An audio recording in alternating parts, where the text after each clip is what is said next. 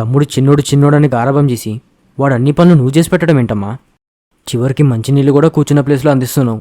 ఏమన్నంటే వాడు చిన్నోడు, ముందు ముందు వాడే నేర్చుకుంటాడు అని అంటావు. వాడు పుట్టగానే నేను పెద్దోన్నాను నాకు ట్యాగ్ పెట్టి అన్ని రెస్పాన్సిబిలిటీస్ నేర్పించారు కదా. 8-10కే నేను పెద్దవాడిని అయినప్పుడు తమ్ముడు 15 దాటాడు కదమ్మా. వాడికి రెస్పాన్సిబిలిటీస్ నేర్పకుంటే ఫ్యూచర్లో మనతో పాటు వాడికి కూడా ఇబ్బంది అవ్వచ్చు.